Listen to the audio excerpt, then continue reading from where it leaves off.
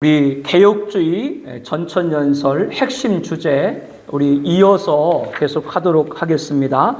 앞에서는 천년설에서 가장 중요한 천년왕국에 관해서 우리가 말씀을 나눴고, 두 번째로는 70일에 관해서 말씀을 나눴고, 세 번째는 유보라 전쟁, 핵전쟁, 제3차 세계대전의 발발 시기, 그리고 그 이후로 승자가 될 적그리스도의 잔혹한 통치, 이것이 모두 7년 환란 안에 있을 사건들이죠. 7년 환란이 시작되고, 그리고 적그리스도가 처음에는 평화의 왕으로 위장을 해서 온 인류의 위기를 타결할 자로, 평화조약을 체결할 자로 등장하지만, 전사년반이 끝나고 그의 정체가 본색을 드러내고, 그리고 이때 전 세계 마지막 3차 세계전인 핵전쟁, 유보라 전쟁이 발발하고 후사년반에 짐승 적그리스도가 승자로서 통치한다. 그리고 그때 그 자에서 배포될 것이 짐승의 표 666이다. 관해서 말씀을 나눴습니다. 자, 이어서 네 번째로 신상 제국과 짐승 열광에 관해서 우리가 함께 나눠보도록 하겠습니다. 다니엘서 2장에 보게 되면은 느부갓네살 왕이 꿈속에 신상, 그러니까 사람 모양의 그런 우상이다라고 생각을 하시면 됩니다.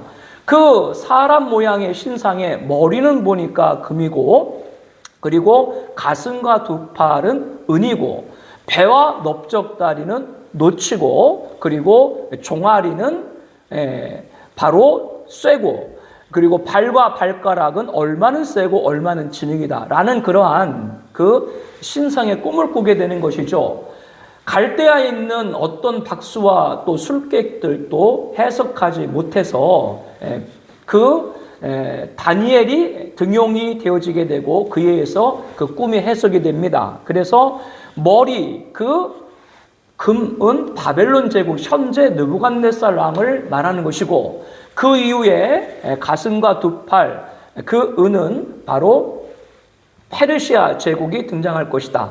그런데 이 페르시아 제국은 원래 메데, 바사 두 나라가 합해서 만들어진 나라죠. 메디아, 페르시아. 그런데 시작은 메디아가 먼저 시작됐지만 바사, 페르시아가 힘이 강하기 때문에 병합해서 페르시아 제국이 되죠. 이 페르시아 제국이 바로 바벨론 제국을 함락시킬 것이고, 그러니까 가슴과 두 팔인 거예요. 메디아와 페르시아. 그리고 배와 넓적다리는 그것은 노치인데, 우리가 잘 알고 있는 알렉산드로스, 헬라의 왕이죠. 그 헬라가 페르시아를 정복할 것이고, 그리고 종아리는 쇠인데 바로 로마 제국이죠. 로마가 헬라를 무너뜨리게 되죠. 이렇게 역사의 순서를 말씀을 해주고 있습니다. 그리고 이제 중요한 것은 발과 발가락인데, 무천년주에 입각한 해석들은 이 발과 발가락을 별도의 제국으로 보지 아니하고 종아리와 같은 로마 제국의 연장으로 보는 것이죠. 그러나 우리 개혁주의 전천연설에서는 그렇지 않다. 왜냐하면 종아리는 쇠고 발과 발가락은 이미 그 재질이 다른 것이고, 또 앞에 나와 있는 머리, 금, 바벨론이나 가슴, 은이죠. 두 팔, 놋, 은이죠. 우리 페르시아나 배와 넓적다리 헬라나, 그리고 종아리 이 로마들은 한 나라의 왕이 주변의 여러 국가들을 정복하면서 제국을 세운 것이죠. 그러나 발과 발가락이라고 하는 건 성경의 직언을 통해서 여러 명의 왕들이 연합체가 될 것을 계시해주고 있기 때문에 이것은 이 로마 제국의 연장이라고 볼 수가 없다라고 하는 겁니다. 자, 이렇게 이 제국들은 결국 역사에 등장할 제국의 순서들을 쭉 이어서 말씀해주고 있습니다. 근데 여기서 이제 많은 무천년 유각한 그런 해석자들은 방금 말씀드린 대로 바벨론, 그리고 페르시아, 그 다음에 헬라, 로마 이 제국들은 연속성상 역사에 등장했는데 발과 발가락은 아직까지 등장하지 않았지 않느냐. 그렇기 때문에 이건 별도 국가가 아니라 그것은 바로 로마와 같은 연장이다라고 말하지만, 그러나 중요한 포인트가 뭐냐면 여기 등장한 바벨론과 페르시아 그리고 헬라 로마들은 전부 다 이스라엘을 정복했거나 다스렸거나 영향권을 뒀던 그런 제국들이죠. 이 외에도 다른 제국들이 역사에 많이 기록이 되어 있지만 성경은 꼭 어느 나라? 이스라엘과 연결되고 관련되어 있지 않으면 제국이 아닌 것이다. 그럼 여기서 우리에게 무엇을 알게 하냐면 바벨론과 그리고 페르시아, 헬라, 로마까지는 분명히 제국이 연속 가운데 이스라엘은 이 지구상에 존재했지만 로마 제국 때 AD 70년 앞서 오전에도 설명했던 것처럼 그리고 AD 130년 1차, 2차 로마 유대 독립전장에서 완전히 이스라엘은 지구상에서 사라져버리고 지명도 팔레스타인 시리아로 바뀌고 유대인들은 전 세계 뿔뿔이 디아스포라 흩어졌다고 하는 것이죠. 제국이 없었던 거예요. 자, 이스라엘 나라가 없었던 거예요. 그렇기 때문에 이스라엘을 지배할 제국도 없는 것이죠. 그러나 성경에 보게 되면 장차란 기간이 있고 우리가 70일을 통해서 알아봤습니다마는 장차란 기간이 끝나고 바로 한왕 적그리스도가 등장하게 될 때 그때 바로 마지막 종말의 시작이 시작되는데 분명히 우리 역사 가운데 사라져버렸던 이스라엘이 1948년 등장을 했죠. 그래서 조심스러운 그런 예단입니다마는 이 이스라엘 독립한 이스라엘을 다시 멸망시키려고 하는 그러한 제국, 그런 제국이 우리들은 유럽연합으로 그렇게 예측을 하고 있습니다. 그 이유는 발과 발가락이 말씀해 주는 것처럼 여러 나라의 결합이고 그러나 그 여러 나라들이 피차 합하지 못할 것이고 그리고 나서 그것이 나중에 이제 7장과 연결해서 후에 말씀드리겠습니다마는 그래서 여러 나라와 여러 민족 이런 부분들 또 계시록에 보게 되면 이것을 갖다가 17장에 보게 되면 열왕, 그 열왕이 한 왕에게 힘을 몰아준다. 이렇게 이제 설명을 해주고 있거든요.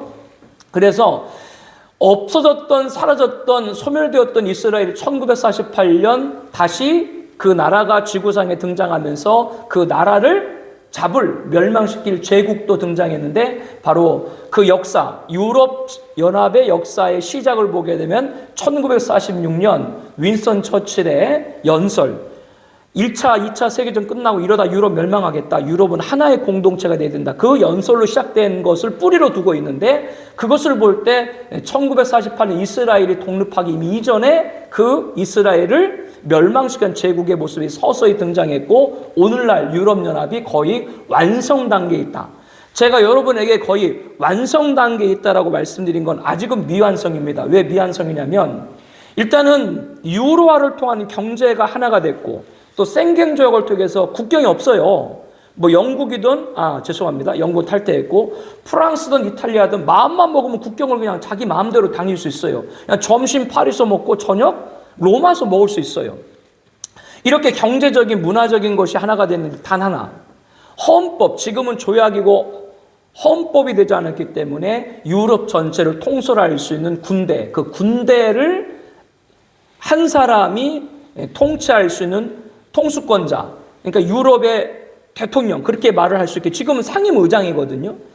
이것이 아직은 조직 안 됐다. 그러니까 정치적인 것도 분명히 하나가 되어져 있고 경제적인 것도 하나가 되었는데 뭐는 아직 안 됐다? 군사적인 건 하나가 안 됐다. 근데 지금 보면은 유럽연합이 이제 미국을 제외한 자기들끼리 독자적인 힘을 자꾸 하려고 하죠. 이런 모든 것이 갖춰지게 되면 바로 마지막 제국의 모습이 완성된다 그렇게 보여집니다. 이것은 앞으로 역사 가운데 진행되는 일이니까 우리들이 살펴보면 되겠습니다.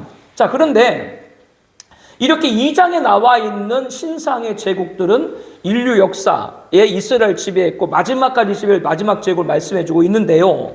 7장에 보게 되면 그 7장에는 짐승이 등장합니다.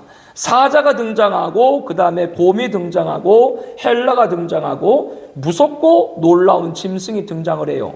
그래서 많은 분들이 이것을 갖다가 딱 연결합니다. 2장에 나와 있는 바벨론이 사자고 그 다음에 메데바사가 곰이고 헬라가 표범이고 로마가 무섭고 놀라운 짐승이다. 이렇게 연결을 해버립니다. 이것은 어디서 기인하냐면 무천년 입장은 아까 말씀했던 것처럼 2장의 신상도 어디까지 본다고 그랬어요? 바벨론, 페르시아, 헬라, 로마까지가 끝이다. 그러니까 이것을 7장에 나와 있는 뭐와 연결한다? 내 짐승과 연결해 보니까 바로 내 짐승이 바로 바벨론이 사자고 페르시아가 곰이고 헬라가 표범이고 로마가 무섭고 놀라운 이렇게 연결을 합니다. 그러나 차이가 있습니다. 어떤 차이가 있냐면 2장에 나와 있는 신상은 머리부터 발가락까지 차례로 보여주고 있지만 7장에 나와 있는 이 네 짐승은 큰 바다에 바람이 불 때 네 짐승 동시에 바람이 나와요. 그리고 또 하나 성경을 가만히 보게 되면 이 7장에 나와 있는 네 짐승 가운데 마지막 넷째 있죠. 무섭고 놀라운 짐승이 앞에 있는 사자와 곰과 표범 세 마리 짐승을 잡아먹습니다. 잡아먹어요. 그럼 이게 말이 안 맞는 것이 아까 2장에 나와 있는 신상의 바벨론, 페르시아, 헬라, 로마는 당연히 역사적으로 바벨론은 누가? 페르시아가. 페르시아는 누가? 헬라가. 헬라는 누가? 로마가 정복을 했죠. 그런데 로마가 역사를 건너떠 가지고 바벨론을 정복할 수가 있나요? 아니죠.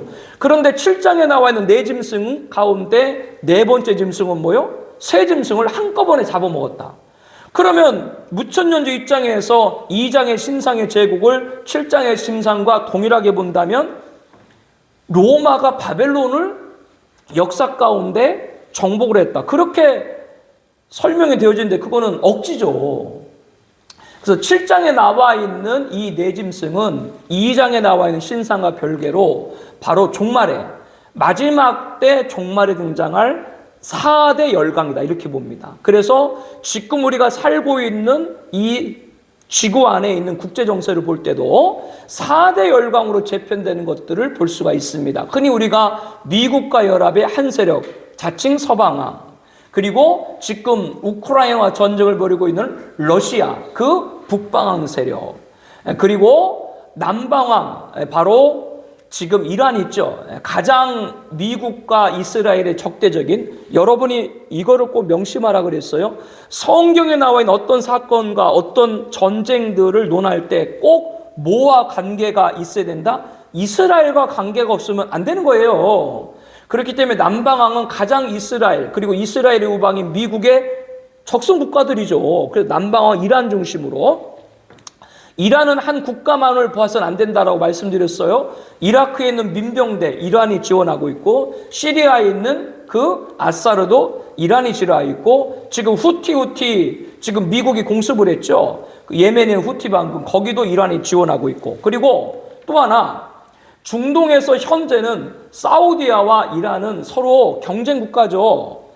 그래서 사우디는 이슬람 중에도 수니파의 맹주고, 그리고 이 이란은 이슬람도 시아파의 맹주인데 서로 지금 경쟁을 하면서 각각 자기 세력을 넓히고 있는데, 사우디는 아직까지 왕정이죠. 왕정이기 때문에 아랍에미레트라든가 바레라든가 카타르 이런 주변의 왕정 국가들과 아주 긴밀한 관계를 갖고 있죠. 그러나 이란은 공화국이거든요. 공화국이기 때문에 사우디와 같은 주변의 왕정을 자꾸 무너뜨리고 공화정을 자꾸 세우려는 영향을 끼쳐요.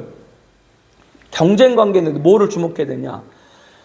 이란을 중심으로 하는 그런 중동 세력과 사우디를 중심 세력이 서로가 시아파, 수니파 경쟁 관계에 있지만, 이 두 경쟁 관계에 있던 이란과 시리아, 이란과 사우디아라비아도 이스라엘을 없애는 데는 의견이 하나다. 이게 중요한 거예요. 그러니까 지금은 서로 경쟁이지만 뭐를 없애는 데는, 이스라엘 없애는 데는. 그래서 하마스가 이스라엘을 공격하기 전에 사우디아라비아가 이스라엘과 외교 관계를 맺으려고 했죠. 그러니까 사실은 그거에서 입지가 하마스가 좁아지니까 이스라엘을 공격한 이유 중에 하나지 않습니까? 그러니까 딱 지금 하마스가 이스라엘 공격하고 이스라엘이 하마스 본거진 가자직을 완전히 지금 초토화시켜 버리니까 사우디아라비아 뭐라 그래요? 이스라엘과 외교 관계 없다. 그러니까 사우디와 이란이 서로 경쟁 관계에서도 뭐를 없애는 일에는 이스라엘을 없애는 일 하나가 된다. 그러니까 앞으로 남방왕이 이란 중심의 다른 주변의 여러 중동 국가들이 개입할 가능성이 많다.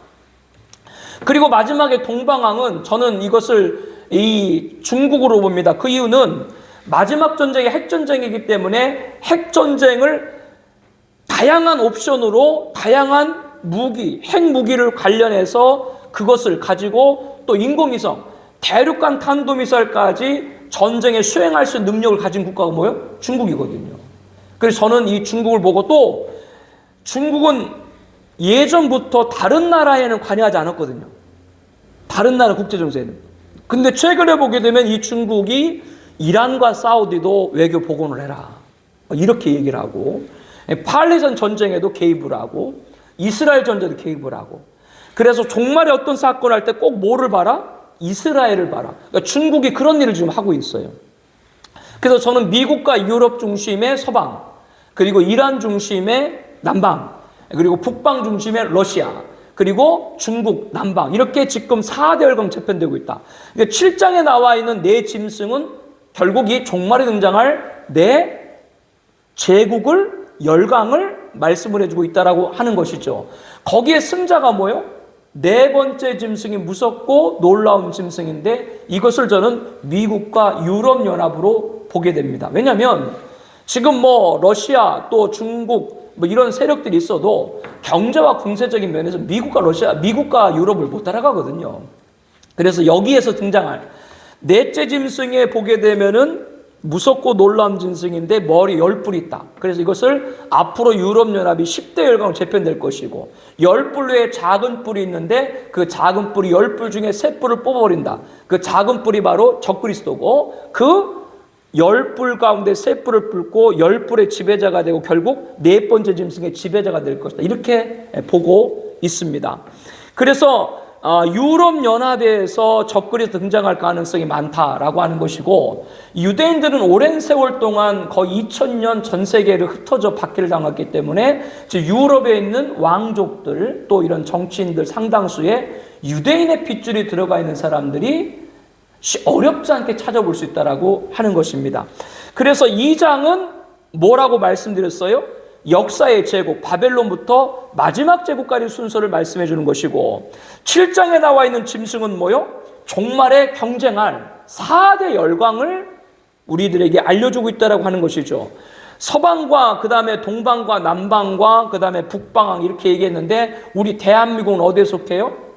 우리는 위치는 동북아시아지만 서방에 속한다. 한국은 서방에 속하는 국가입니다. 북한은 어디에 속해요? 두 군데 다 북방 러시아와 남방 이란 다 연결이 되어 있습니다. 그 북한의 핵무기를 저는 어떻게 본다고 여러분이 말씀드렸어요? 4대 열강 가운데 아직 핵무기를 보유하지 않은 이란을 핵무기를 무장하게 하는데 러시아와 함께 북한이 쓰임 받을 거다. 저는 그렇게 봅니다. 대한민국은 복음을 통해서 마지막을 준비하는 국가가 될 것이다. 이렇게 계시록과 다니엘서를 연결한 성경의 종말을 통해서 우리나라의 미래도 보게 되는 것이죠. 지금 러시아가 우크라이나 전쟁이 지금 2년 넘어가면서 아무래도 뭐 강대국이라도 무기 생산이 한정이 돼 있으니까 이미 뭐 북한이 뭐 러시아에 1,000대 컨테이너 분량의 뭐 무기를 제공했다. 그리고 지금도 이제 북한과 러시아 좀 있으면 뭐 푸틴이 뭐 방북할 계획도 있고 더 긴밀하게. 그래서 이 북한이 하는 일을 보게 되면 제가 앞서 설명한 러시아와 함께 나중에는 이란의 세력. 왜냐하면 중동에서 서방 세력과 러시아 세력이 맞서거든요. 서방 세력을 맞서는 이스라엘과 그 다음에 북방 러시아 세력을 맞서는 뭐요? 이란이 지금 치열하게 지금 거기서 대립하고 있기 때문에 그렇습니다. 우리나라도 이제 우크라이나 무기를 지원하고 있죠. 그래서 군사 전문가들이 그런 얘기하죠. 재래식 무기 가운데 특별히 미사일 그리고 장거리포 이런 그 무기 그러한 것에 그 무기를 생산할 수 있는 능력. 유럽 전체를 합힌 것보다 대한민국이 더 많다고 그러죠. 대한민국을 가만히 보게 되면 북한과 남한 이 두 국가, 작은 국가처럼 보이지만 전 세계가 지금 세계대전에 중요한 역할을 하고 있다. 이런 부분들도 우리가 한번 참고로 볼 필요가 있습니다. 그래서 2장의 신상의 제국과 7장의 짐승의 열공 다니엘서 이것은 더 별개가 다른 것이다. 그래서 이 부분들을 바로 보지 못하면 종말론 해석에 꼬이게 된다. 그런 얘기입니다. 그리고 아까 여러분 말씀드릴 때 2장과 7장을 묻혀있는 연결을 해서 바벨론을 사자, 메데바사를 곰, 그리고 헬라를 표범으로 이렇게 그들은 연결한다 그랬죠. 그런데 이것이 성경에 보면 딱 답이 나와요. 8장에 보게 되면 뭐라고 등장하게 되면 8장에는 그 페르시아 있죠. 페르시아가 순양으로 나와요. 그리고 헬라가 순염소로 나와요. 그러니까 말이 안 맞죠. 무천년주 입장에 따지면 7장에 나와 있는 그 고문 페르시아고 표범은 헬라다. 그렇게 무천 얘기하는데 8장의 성경에 페르시아는 뭐로 나온다고요? 페르시아는 순양으로 나오고 헬라는 뭐로 나온다고요? 순염소로 나온다. 왜 7장에는 이 페르시아가 곰으로 나오고 8장에는 숫양으로 나오고 왜 헬라가 7장에는 표범으로 나오고 8장에는 그것이 숫염소로 나오고 동일한 성경의 한 장 사이로 각각적으로 다르게 표현할 리가 없는 것이죠. 그래서 8장에 봐도 분명하게 그 답을 얻을 수 있다라고 하는 겁니다. 예, 그 설명에서 거기서 이제 말씀을 드리는 것이고요. 30쪽에 보게 되면 예비처를 한번 보죠. 예비처.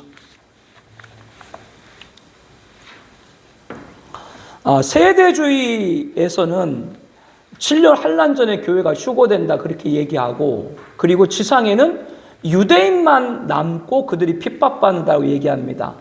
그렇기 때문에 이 세대주의에서 말하는 것 가운데 오류가 있는 어떤 오류가 있냐면 그러면 이들의 주장에 따르면 이미 교회는 다 환란 전에 휴거됐기 때문에 요한계시록은 교회가 필요가 없죠. 유대인들한테만 필요한 것이지. 그러나 요한계시록은 신약의 마태복음 또 사도행전 다른 서신서와 같이 교회에 준 계시다라고 하는 겁니다. 이방에 준 계시지 유대인하고는 그 말씀이 직접 관련이 없게 되는 것이죠. 또한 세대주의자들이 환란 전에 교회가 휴거된다 그렇게 주장하는 이유는 다른 것이 아니라 즉 지상의 적그리스도가 잔혹하게 통치할 때 그 통치를 어떻게 교회가 받느냐 이렇게 이제 그분들이 얘기하는 건데 우리들은 그렇기 때문에 후 4년반 짐승이 통치할 때 우리 개혁주의 전천에서는 뭐를 인정해요? 그때 진리를 사수한 성도들은 예비처의 보호를 받는다. 계시록 12장에 보게 되면 거기 보게 되면은 1260일 후 4년반 기간에 하나님이 자기 성도들 독수리 날개 업어서 안전한 곳으로 보호할 처소를 예비한다라고 말씀을 하고 있습니다. 성경에 보게 되면은 독수리가 날개 업어서가 딱 두 군데 기록되어 있다. 하나는 바로 출애굽 했을 때 홍해를 건넜을 때 독수리 날개 업었다. 그리고 계시록 12장에 마지막 종말 후 4년반 적그 통치 때 성도들을 안전한 곳으로 이동시킬 그거로 독수리 날개업었다고 묘사하고 있다라고 하는 겁니다. 그래서 계시록 12장과 또 7장에 보게 되면은 이 지상에서 예비처에서 짐승 통치 때 해함받지 않고 살아갈 그러한 이 예비처가 기록되어 있죠. 근데 이 예비처에 관해서 여러분들이 쉽게 생각하면 안 되는 것이 넷플릭스에서 방영된 그 신의 아들 그 방송이 있었죠. 거기에 종말론에 관계된 단체들 보게 되면 다 대부분 예비처를 갖다 오용을 하는 거예요. 우리가 흔히 그 옛날에 그 지구 레코스타인가요? 그 레코스타로 돈 많이 재벌 벌어가지고 아가동산 있죠. 아가동산. 그 교주가. 그 아가동산도 뭐요? 자기들에게 주상 낙원이다라는 것이고. 그 다음에 유병원에 관계된 그 유병원이 그 사업을 확장하면서 쉽게 말하면 많은 자금이 필요하니까 그 자금에 여러 지부들 뒀는데 그 중에 하나가 이제 대전에 있는 오대양 사건 30몇 명 집단 거기 사건 그들도 자기들 안에 있는 어떠한 그런 공동체 들어와서 아이들 뭐 무상 교육시킨다. 그래서 예비처를 이렇게 오용을 하고 있고 저기 뭐 신모모라고 하는 그런 여자 목사 태평양에 뭐 그레이스홈을 하고 있고 또 요즘 옛날에 보게 되면은 엘리야 복음 선교라고 있었거든요. 최성국인가라고 하는 사람은 브라질의 어마어마한 그런 대지를 갖다 놓고 그것이 10개 석국이다. 그러니까 10개 석국이 뭐냐면 10계명을 돌같이 지키는 나라. 그래 돌나라 그래요. 돌나라. 유튜브에도 많이 방해되는데 거기에 자기들 주상 나고서 무작위로 그 사람들 2,000명씩 브라질로 하면서 노동 착취시키고 그리고 거기 있는 여성들은 결혼했어도 남편과 같이 자지 못하고 그 교주가 혼자 그 많은 여자를 다 매일 밤마다 바꿔가면서 이 모든 게 어디서 기인한다고요? 예비처를 고용하는 거예요. 그렇기 때문에 성경에는 예비처가 있다라는 건 말하지만 예비처가 어디라고 하는 걸 말하지 않았습니다. 왜냐하면 종말에 건 하나님이 개입하셔가지고 예비처로 성도들을 이동하실 것이지 그 전에 예비처를 가르쳐주면 서로 거기를 가려고 혼돈되겠죠. 그건 하나님 일하시는 것이 아닙니다. 이것이 바로 예비처에 관한 성경에 있는 계시를 나와 있고, 성경에 보게 되면 이와 관련해서 우리들이 근거를 찾을 수가 있는데, 여러분이 잘 아는 엘리야 있죠. 엘리야가 아하방한테 가서 앞으로 수년 동안 비도 이슬도 있지 않겠다, 그렇게 이제 말씀을 전한 이후 북이스라엘의 하늘의 문이 닫혀버렸죠. 그리고 그때 이제 엘리야는 하나님께서 그린 신학가로 피신시켜가지고 안전하게 보호를 받고, 근데 사실은 숨어 있었던 것만 아니라 사르밧 가부 집에 가서 기적도 행하고 그 주인집 죽은 아들도 살리고 했었죠. 근데 아합이 그때 이 엘리야를 찾으려고 찾지 아니한 그런 족속과 나라가 없을 정도로 샅샅이 엘리야를 찾을 수가 없었습니다. 그런데 나중에 엘리야가 아합한테 스스로 나타났죠. 나타나기까지는 찾지를 못했죠. 그래가지고 거기서 나중에 보니까 등장을 나서 예수님께서 누가복음 4장 25절에 보게 말씀했죠. 예수님이 그때 기간을 뭐요? 3년 반이라고 기간을 딱 얘기하고 있습니다. 그래서 후 3년 반, 이것은 하나의 성경의 예비처가 근거가 되는 말씀이라고 하는 겁니다.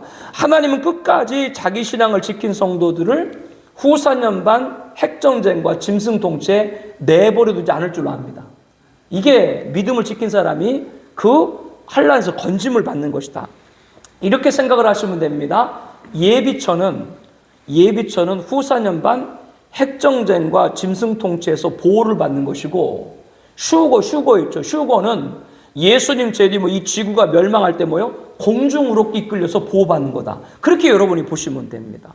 그래서 예비처에 관한 이 귀한 이 말씀이 연구가 많이 안 되어 있는데, 이 예비처를 잘 연구를 해야 뭘 알 수가 있다? 후 4년 반 핵전쟁과 짐승통치에도 성도들은 뭐요? 절대 해함당하지 않는다라고 하는 것을 알 수가 있다라고 하는 겁니다. 예, 그렇게 여러분들이 보시면 되겠고요. 그 다음에 6번째로 14만 4천과 두 증인에 관해서 우리가 함께 말씀을 나누도록 하겠습니다. 14만 4천에 관해서는 계시록 7장에 등장이 되어 있고, 계시록 7장과 14장에 기록이 되어 있고, 그다음에 두 증인에 관해서는 계시록 11장에 기록이 되어 있습니다. 먼저 계시록 7장에 나와 있는 14만 4천을 보게 되면은 택했죠. 이스라엘에서 각 지파에서 택합니다. 그래서 14만 4천이 등장하는데, 이것을 세대주의는 종말에 바로 환란에서 유대인들을 건질 그런 유대 전도자다, 이렇게 이제 보는 것이고, 무천년에서는 이들을 갖다가 바로 교회로 그렇게 봅니다. 그래서 교회가 지상에서 전투하는 그것을 그렇게 봅니다. 14장에 보게 되면은 이 14만 4천이 천국에 올라가 있거든요. 그래서 무천년에서는 7장에 나와 있는 14만 4천은 전투하는 이 지상의 교회를 말하는 것이고, 그리고 14장에서는 전투하는 승리해서 천상에 올라가 있는 것이다, 이렇게 이제 보고 있습니다. 그러나 이 14만 4천이 이스라엘 택함 받았다라고 하는 그 12지파를 보게 되면 여러분에게 많이 강조했던 것처럼 구약에 나와 있는 12지파가 아니라고 하는 것이죠. 우리가 알고 있는 구약에 있는 12지파는 그 순번을 여러분이 아는 것처럼 루벤, 시몬, 레위, 유다 이렇게 시작돼서 베냐민까지 이어지잖아요. 그런데 나중에 그 야곱이 자기의 모든 후손을 데리고 아들 요셉이 총리로 애굽에 내려가가지고 죽기 전에 12지파를 각 지파별로 이제 축복을 할 때, 그때 이제 루벤과 시몬은 루벤은 자기 서모를 통과했고, 그다음에 시민과 레위는 자기 여동생 리나가 겁탈당했기 때문에 그 동네 사람들 다 죽였고, 그래서 그들을 다 제쳐버리고 요셉의 두 아들인 에브라임과 므낫세를 첫째 둘째로 앉혀버렸죠. 그게 변형이 된 거죠. 그런데 계시록에 나와 있는 그 12지파를 보게 되면은 유다가 나와 있어요. 거기 보게 되면 요셉이 나와 있어요. 요셉이 나와 있으면 뭐가 없어야 돼요? 에브라임과 므낫세가 없어야 되는데 또 므낫세는 기록이 되어 있어요. 그리고 거기 말씀 보게 되면은 또 레이가 있는데 에브라임과 다는 또 없어요. 그러니까 원래 야곱의 12아들로 또 맞지 않고 나중에 요셉의 두 아들인 에브라임과 므낫세가 12아들이 되었을 때 레이는 성막봉사로 빠졌고요. 그로 봐도 안 맞고, 그래서 이것은 상징적인 거다, 이렇게 보면 됩니다. 이스라엘은 오늘 우리들이 봤을 때 교회로 보는 것이 맞고, 이스라엘 택했다고 하는 것은 교회에서 택한 종입니다. 여기서 잘 해석을 해야 되는데 7장 1절부터 8절까지는 14만 4천이 택하는 말씀이 쭉 기록이 되어 있고, 9장에 보게 되면 흰무리가 나오거든요. 흰옷 입은 큰 무리. 그래서 많은 분들은 거기서 14만 4천이 흰옷 입은 큰 무리인 바로 구원받는 모든 백성을 말한다, 이렇게 이제 말씀을 하시는 분들이 계신데, 근데 달라요. 방금 말씀드린 대로 12지파는 이스라엘, 오늘로 말하면 교회에서 선발된 종들이고, 7장 9절에 나와 있는 흰옷 입은 큰 무리는 뭐예요? 그거는 각 나라와 백성과 전 세계에 있는 교회에서 나온 그건 성도들이다. 그렇기 때문에 14만 4천은 교회에서 택한 사명자고, 흰옷 입은 큰 무리는 뭐예요? 그 택한 14만 4천을 통해서 어떤 분들이다? 바로 마지막 진리를 사선 성도들이다. 그래서 흰옷 입은 큰 무리는 큰 환란에서 나온 자, 즉 7년 환란에서 배교에 빠져하는 자라고 분명히 성경 말씀해주고 있습니다. 그런데 7장에 11장에 보게 되면 또 두 증인이 기록되어 있거든요. 그래서 두 증인을 갖다가 여러 인재 성도들이 혼선을 갖기도 하는데요.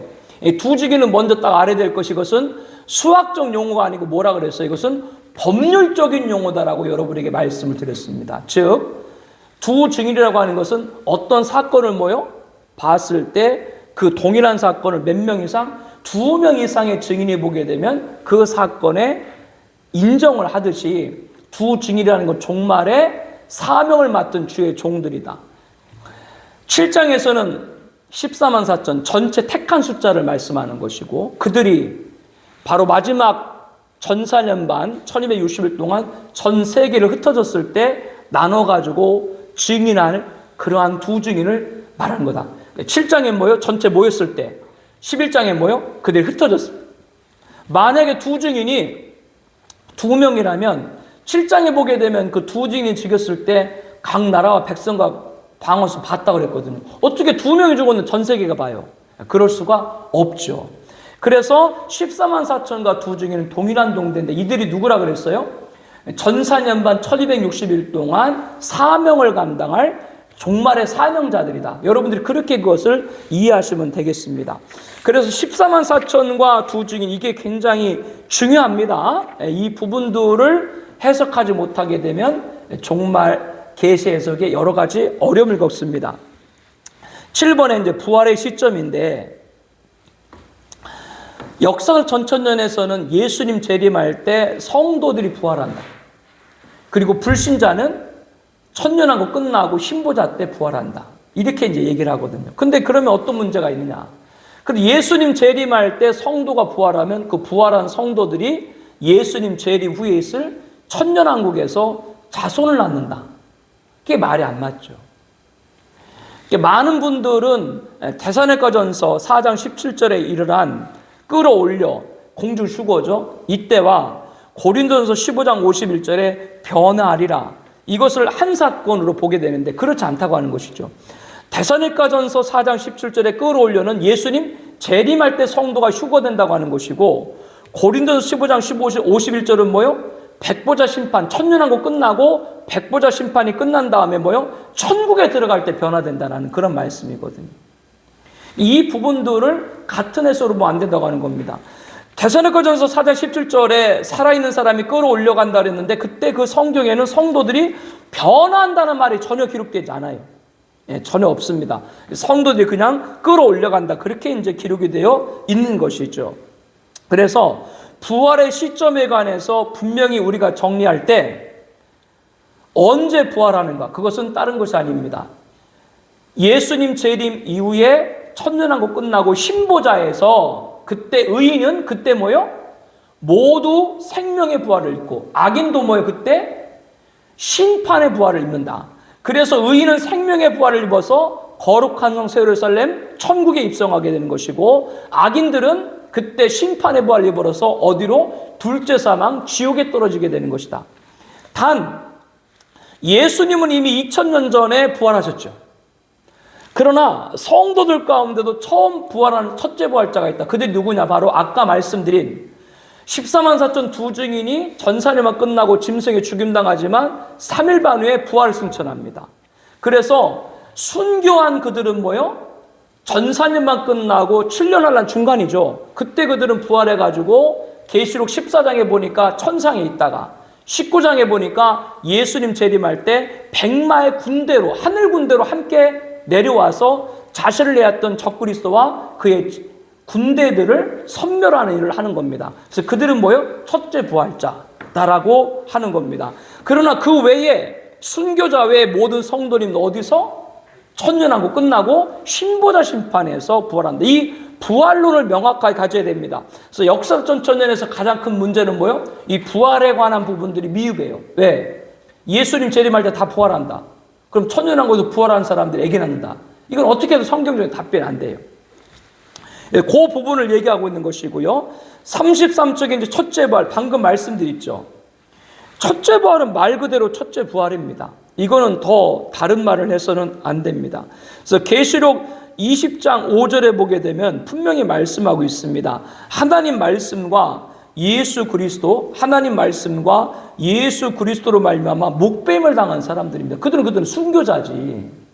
왜 그 순교자들을 갖다가 모든 성도, 우리들이 신앙생활하면서 생명까지 목숨까지 드리면서 순교하면서 신앙생활을 한 그 순교자와 우리 일반 성도님들 같겠어요? 같지 않죠. 순교자의 가장 큰 영광. 그래서 그들에게 뭐요? 첫 번째로 부활하고 예수님 재림할 때 뭐요? 하늘 군대로 내려오고 천년왕국에서 왕이신 예수님 명령을 받들어서 왕권자가 된다라고 하는 겁니다. 이 첫째 부활자에 관해서 이 부활의 시점과 부활론을 정립할 때 첫째 부활자를 꼭 우리들이 정리를 해야 된다. 이것을 무천년 전은 이 첫째 부활을 중생이라고 그래요. 아니, 첫째 부활을 중생으로 볼 만한 어떠한 근거도 없어요. 그런데 이 역사 전체는 첫째 부활을 모든 성도로 부활한다고 그래요. 아니, 모든 성도가 왕노릇한다? 왕권자다? 이것 또한 성경적인 근거 약합니다. 첫째 부활자는 누구라고? 순교자다. 그렇게 여러분들이 보시면 됩니다. 그래서 부활이 다른 것이 아니다. 부활에 뭐가 있다? 시기의 차이가 있다. 부활의 철면은 예수님이고, 두 번째는 뭐요? 바로 전사님만 끝나고 순교자. 그래서 예수님 재림할 때 함께 온 자, 그들이 부활자고, 세 번째는 뭐요? 천년왕국이 끝나고 나서 모든 성도가 그때 부활을 하는 것이죠. 자, 34쪽에 이제 적그리스도에 관해서 우리가 말씀을 한번 나눠보도록 하겠습니다. 적그리스도를 우리가 논할 때 중요한 것은 그가 무슨 위대한 인물이어서가 아니라 데살로니가서 2장 3절에 보게 되면은 그가 나타나기 전에 이르지 않냐. 즉 이자의 등장이 종말의 최대 징조다라고 하는 겁니다. 그렇기 때문에 이자에 관해서 연구를 우리들이 분명히 해야 됩니다. 그리고 이자에 관해서 말할 때 한 일해 동안 언약, 즉 지금 적그리스도가 등장을 했어도 종말이라고 말할 수는 없어요. 왜? 지금 적그리스도 등장해도 그 자리에서 뭐가 체결되어야? 일의 언약, 7년 평화조약이 체결돼야 비로소 종말이라고 말씀드릴 수 있다. 이 부분을 또한 정리를 해야 됩니다. 다니엘서 8장 23절에 한 왕이 일어나리 라고 하면서 그때 당시 예언된 인물은 안티오코스 4세 에피파네스인데, 안티오코스 4세 에피파네스는 아주 극악 무도한 짓을 했거든요. 성전을 더럽히고 제우스신상을 지키고. 이자가 등장한 다른 것이 아니라 종말에도 이자와 같이 예루살렘 성전을 더럽힐 자다. 여러분에게 설명을 드릴 때 예루살렘 성전을 신한 역사 가운데 수많은 제국의 왕들이 지배를 하고 통치하려고 했었죠. 느부갓네살이 그랬고, 그 다음에 알렉산드로스가 그랬고, 또 로마가 지배를 했고, 또 방금 말씀드린 안티오사스의 에피파네스가 그랬고요. 근데 예루살렘을 침략하는 자들은 어떤 것을 그들에게는 갖고 있다고 그랬어요? 예루살렘이 상징하는 하나님을 대적하는. 그래서 예루살렘을 손대는 자들은 뭐예요? 그 말로가 아주 비참합니다. 알렉산드로스, 느부갓네살, 에피파네스, 티투스 전부 다 비참합니다. 그래서 마지막에 종말에 등장할 적그리스도가 계시록 11장에 보게 되면 42달 후산만 동안 거룩한 성 예루살렘 짓밟는다 그랬어요.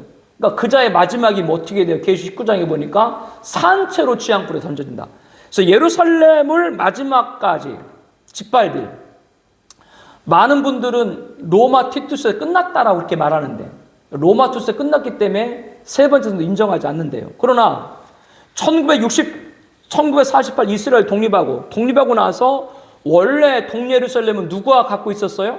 팔레스타인 줬는데 1967년 6.1 전쟁 때 이스라엘이 팔레스타인을 뺏어버렸죠. 그럼 지금 사실상 동예루살렘 누가 지배하고 있는 거예요? 이스라엘이 지배했거든요. 그 이방인의 지배가 끝난 거예요. 그리고 끝났는데 예수님 재림 안 했어요? 그것은 아직 더 남았다. 뭐가 더 남은 거예요? 종말의 제3성전이 건축이 되어지고, 그리고 그 성전을 누가 후사년 번 적그리스도 짓밟을 때 그때 비로소 예수님 재림한다. 그러므로 적그리스도의 등장도 분명한 것이고 그 자리에서 제3성전이 건축될 것도 분명한 것이고 그 자리에서 그 성전이 다시 짓밟힐 것도 분명한 것이다. 첫 번째 성전인 솔로몬 성전은 누가? 느부갓네살이. 두 번째 성전인 수르바벨 성전은 누가? 티투스가. 세 번째 성전 앞으로 지을 것이 그것은 누가? 바로 종말의 적그리스도가 그걸 짓밟을 것이다라고 하는 겁니다. 앞서 적그리스도가 등장할 제국은 다니엘서 7장의 네 짐승 가운데 마지막 네 번째 짐승인 무섭고 놀라운 짐승이라고 여러분에 말씀드렸습니다. 계시록 13장 1절에 보게 되면 짐승 작은 뿔이 나오고 또 계시록 17장 12절에 보게 되면 열왕, 열뿔이 나와 있는데 다니엘서 7장에 나와 있는 무섭고 사나운 짐승 그 머리에도 뭐가 있어요? 열뿔이 나와 있어요. 그러니까 동일한 계시인 것이죠. 열뿔이라고 하는 건 뭐예요? 여러 명의 왕들. 즉 마지막에 등장할 제국은 뭐예요?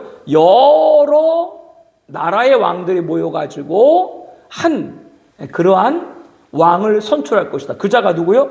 적그리스도. 그래서 계시록 17장에 보게 되면은 그 10명의 왕이 그 하나 왕에 모든 힘과 권세를 준다. 영적 배경은 뭐냐면요. 이 적그리스도는 사람에 불과하기 때문에 방금 전에는 정치적으로 열 왕의 힘을 받아야 되고 영적으로는 계시록에 보게 되면 13장 4절에 보게 되면 용 사탄이죠. 이 사탄이 지금 적그리스도 힘을 줘요. 마지막 힘 주는 거예요. 그것 또한 누구 주권 안에 있는 거예요? 하나님 주권 안에 그것 또한 있는 것이죠. 이것이 영적 배경이 되는 겁니다. 그리고 이렇게 육적인 배경, 영적 배경과 함께 또 하나 뭐냐면 종교적인 배경. 그것은 다른 것이 아니라 지금 교황을 중심으로 전 세계 종교 일치 운동이 활발하게 벌어지고 있죠. 그래서 모든 종교를 하나로. 그래서 계시록 보게 되면 음녀가 등장하고 거짓 성자가 등장하는데 이자가 바로 오늘날 뭐요? 바로 거짓 선자는 거짓 선자는 교황이 유력한 것이고 열불은 음녀는 뭐로 보냐면 종교 유행으로 보시면 돼요. 지금 모든 종교를 하나로 묶는 그런 일들이 지금 막 벌어지고 있죠. 이러한 종교적인 배경도 지금 있다라고 하는 겁니다. 자, 마지막 10번째 이제 제3성전입니다. 지금은 솔로몬이 아브라함이 이삭을 바쳤던 모리아산에 성전을 세웠고 그것이 여러분 아는 느부갓네살에 가지고 철저히 파괴됐고 그리고 다시 재건을 했지만 AD 70년에 로마 티투스에 가지고 그 성전이 무너졌죠. 무너지고 나서 이제 이슬람 제국이 이제 마호메트를 시작해서 1대 칼리프, 2대 칼리프 이러면서 이슬람 제국이 세워지면서 예루살렘도 누가 이슬람이 지배했기 때문에 그 자리에 뭐를 세웠어요? 지금도 아직도 있는 황금사원, 바이돔이죠. 지금도 세워져 있습니다. 그러니까 제3성전은 뭐냐면 그 바이돔, 황금사원을 허물고 그 자리에 원래 있었던 솔로몬 성전을 차지한 이 제3성전입니다. 성경에 보게 되면 에스겔 3장 26절에 내가 그들과 합평의 언약을 세워서 영원한 언약이 되게 하고 그들을 견고하고 번성하게 하며 내 성소를 그 가운데 세워 영원히 이르게 하리라. 이것은 뭘 말씀드리냐면요. 이스라엘이 바벨론에서 포로 생활 70년 만에 예루살렘으로 돌아왔죠. 그리고 또 이사야라든가 다른 성경 여러 말씀 보게 되면 그뿐 아니라 이 계시를 갖다가 2차 세계대전 이후에 1948년 5월 18일 이스라엘 독립을 했죠. 전 세계 유대인들이 이스라엘로 모여들었죠. 그러니까 에스겔이라든가 이사야라든가 기록되어 있는 이 바벨론 포로에서 예루살렘 돌아오는 것은 이것은 단지 당시 이야기만 아니라 1948년 전 세계에 흩어졌던 유대인들이 이스라엘 독립할 이 사건까지도 계시해 주고 있는 것이죠. 그렇다면 여기서 우리가 잊지 말아야 될 것이 뭐냐면, 잊지 말아야 될 것이 제3성전도 반드시 건축될 것이다 라고 하는 겁니다. 구약의 성경은 물론이고 신약에도 보게 되면 앞서 말씀드린 대로 계시록 11장에 이방인 적그리스도가 거룩한 성을 짓밟을 거다. 그럼 여러분, 성경에 나와 있는 거룩한 성은 뭘 말해요? 성전을 말하는 것이죠. 그러니까 성전을 짓밟을 거라는 것은 그거는 바로 제3성전이 건립될 거다라고 하는 성경은 증거하고 있다라고 하는 겁니다. 그래서 36절에 보게 되면 제3성전과 적그리스도가 있는데, 이 7년 환란이 시작된과 함께 7년 평화족인데 전 세계가 위기라 그랬잖아요. 그 위기 가운데 있을 때 그거를 타결할 자가 누구다? 적그리스도.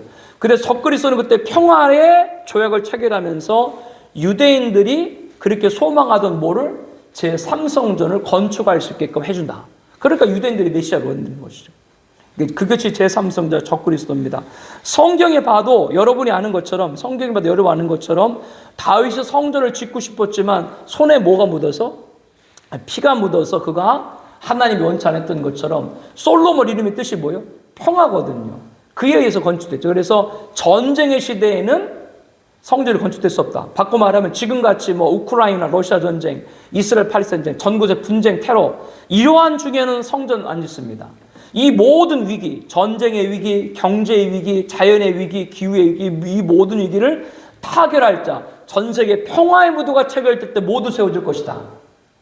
제3성 세워질 것이다. 그때는 뭐요? 이슬람과 유대교도 평화적인 체계를 갖게 될 것이다. 그 순간만큼은. 이것이 보여주는 겁니다.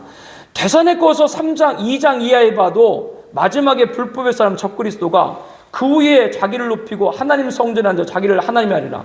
그 여기서 하나님 성전은 뭐예요? 제3성전을 가리키는 것이죠. 그것이 있다는 건 뭐예요? 제3성전이 종말 때 건축됐다는 걸 전제하고 있는 것이죠. 그러니까 저기 적그리스도가 거기 앉아가지고 내가 하나님이다 이렇게 그가 얘기를 하는 것이죠. 이걸 봤을 때 성경에는 제3성전의 근거가 넘치고 넘칩니다. 37쪽에 보게 되면 제3성전과 마지막 전쟁인데 다른 것이 아니라 전산전반까지는 평화조약이 체결된다고 말씀드렸잖아요. 그런데 이제 전산전 끝나고 나서 방금 말씀드린 대로 적그리스도가 자기 정체를 본색을 드러내잖아요. 내가 하나님이다.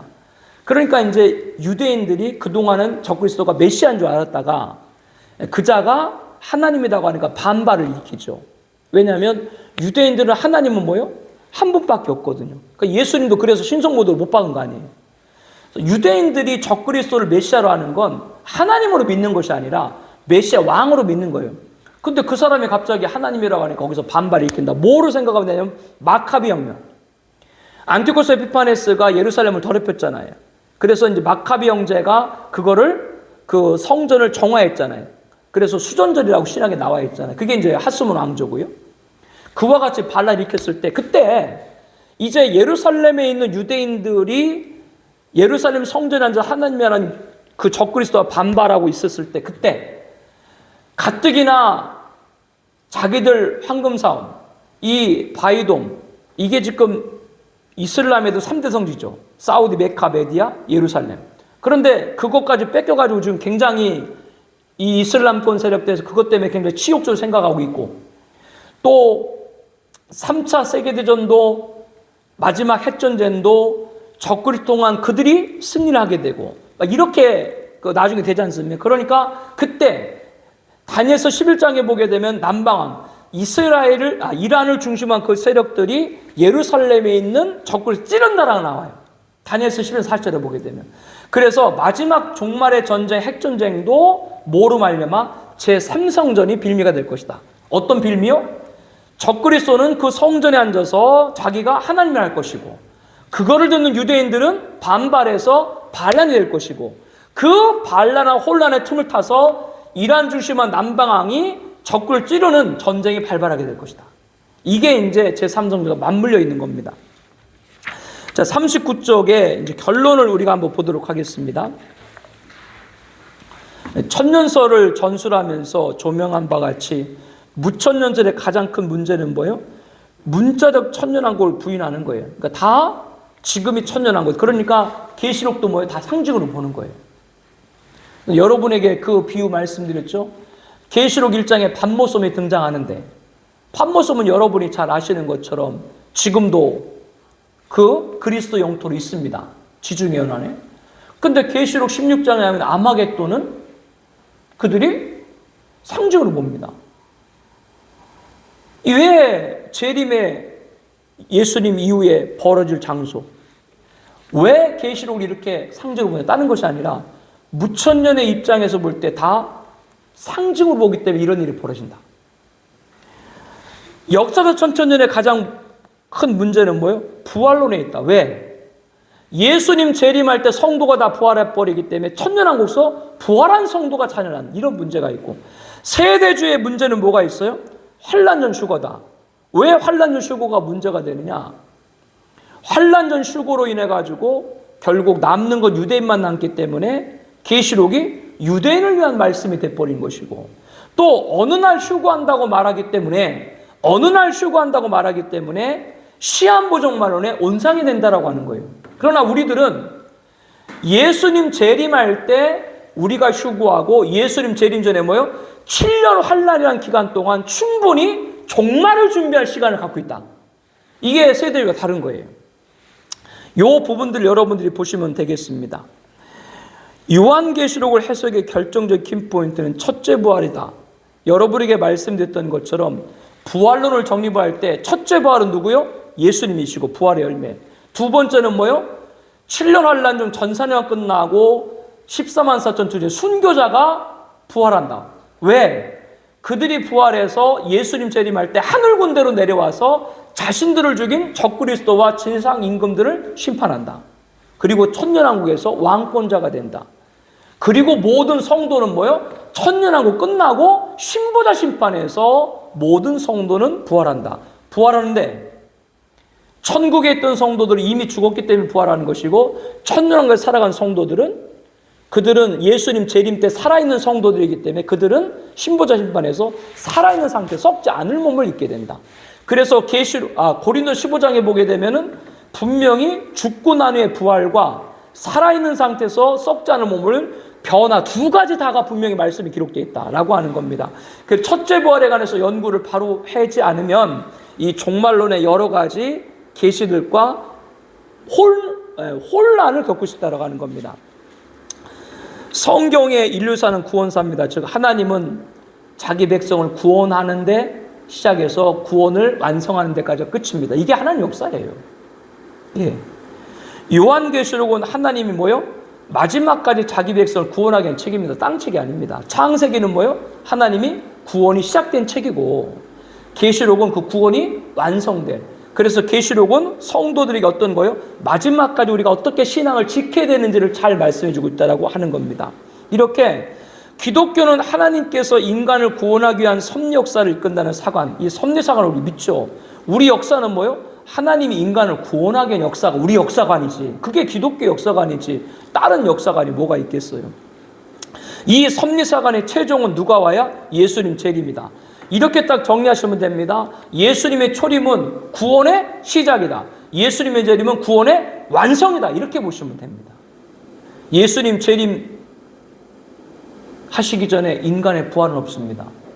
그러면 우리가 부활하지 않고 죽은 성도들이 부활하지 않고 구원을 다 이뤘다고 말씀할 수 있나요?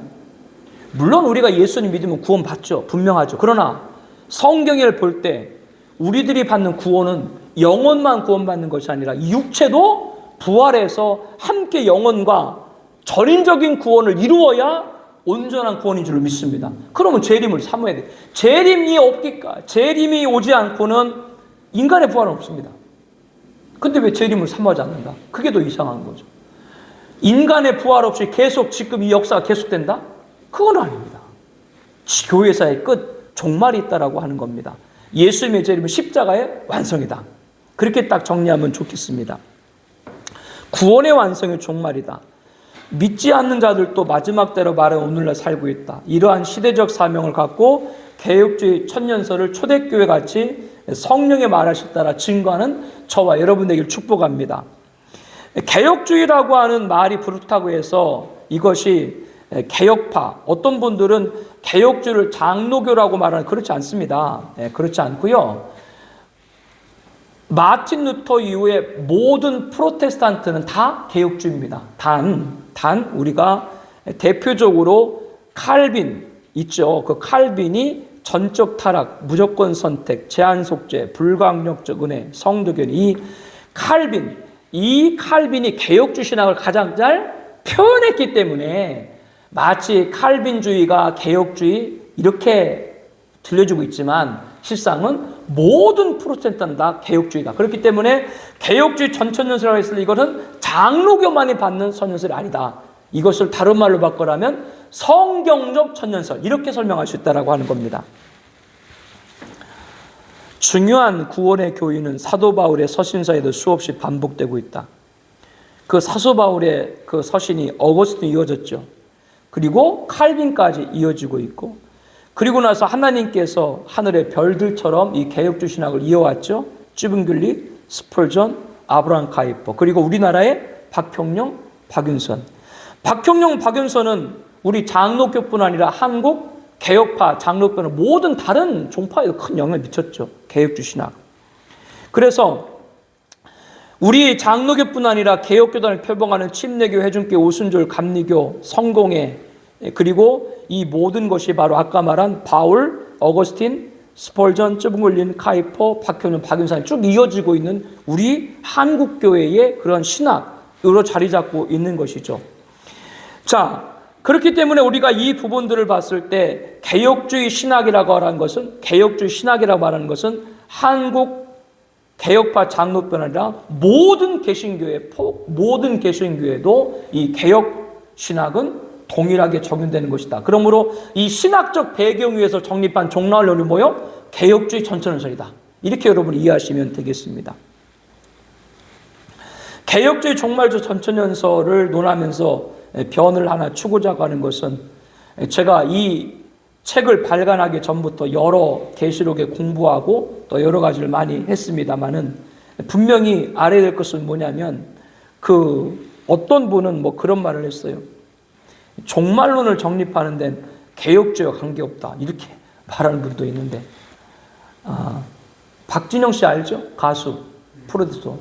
거기에 대한 글을 제가 올려가지고 뭐 명예훼손으로 고발도 되고 했습니다만은, 유튜브에 방송에 나와 있는데, 어느 서울 모처에 교회를 세우고 수요일 주일날 목회 활동을 하는 거예요. 목회 활동을 지금 하고 있는 거예요. 네. 그리고 천년만한 유튜브를 통해 가지고 활동을 하고 있고요. 거기서 이제 이렇게 요약을, 그들이 가고 신조가 있는데, 예수님이 십자가에 죽으신 건 예수님의 믿음이다. 아리송하죠. 이게 무슨 얘기냐? 예수님께서 이 세상에 오셨고 십자가에 죽으신 것은 모든 인류에게 본이 될 만한 예수님의 믿음이다. 이것은 뭐냐? 우리들은 예수님을 하나님으로 믿죠. 성부 하나님, 성자, 예수님, 성령 하나님. 빌립보서 말씀처럼 하나님과 동등되지만 동등됨을 취하지 않고 종의 형체인 인간의 몸을 입고 십자가에 죽게 복종했다. 그거는 아들로서 아버지의 뜻을 이루기 위해서, 복종하신 것이지. 예수님이 믿음으로 그렇게 한 것이다. 예수님은 히브리서 보니까 믿음의 주요, 온전케 하시는, 그렇지 않습니까? 박진영 씨는 뭐냐? 예수님도 우리와 똑같은 인간이다. 하나 인간인데 예수님께서 하나님의 십자가를 담당하신 그러한 그것은 예수의 믿음이다. 예수님에게 믿음이 필요했나요? 믿음은 우리에게 필요한 것이지. 예수님은 하나님이신데 하나님 무슨 믿음이 필요해요? 필요 없지.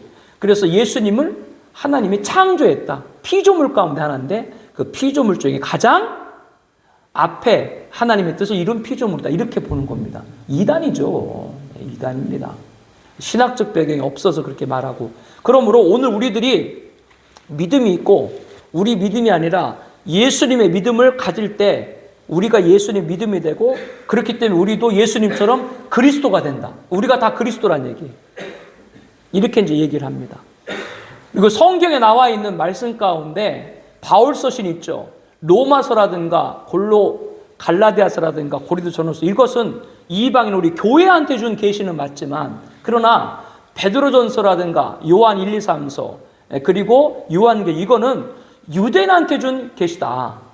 그렇기 때문에 유대인과 이방인이 이 서신서가 각각 다르다. 그래서 유대인과 이방인이 교리를 구분을 해요. 이게 어디서 나오는 것이냐? 이게 바로 킹제임스 성경 말씀 보존기를 사용하고 있는 그곳 또 BBC라고 하는 김경환 목사 거기서 나온 사상들이거든요. 그래서 서울 침례교회 거기 아마 성경 공부를 하고 있는 걸로 알고 있는데 이엘의 목사인가라고 하는 분인데 그분이 우리가 흔히 알고 있는 한국 침례회, 한국 기독교 침례가 아니라 뭐 독립침례 있죠. 예.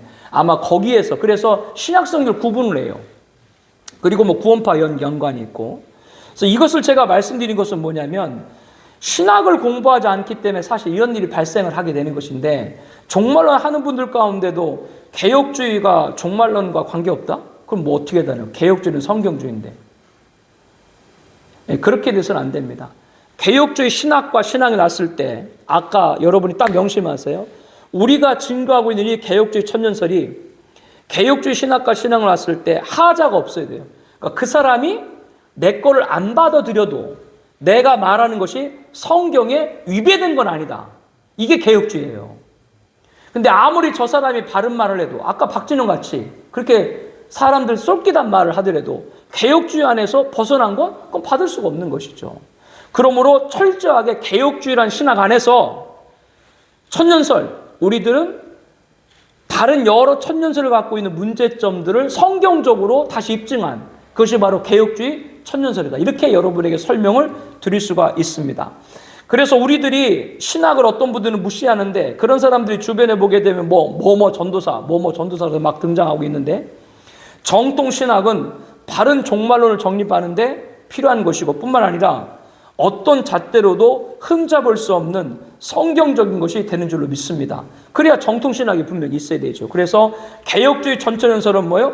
성경적 전천연설 이렇게 말할 수도 있다. 이 말은 바꿔 말하면 우리가 지금 정립하고 증거하는 가운데도 성경에 더 추가되고 수정돼야 될 걸 앞으로 계속 또 연구가 돼야 되죠.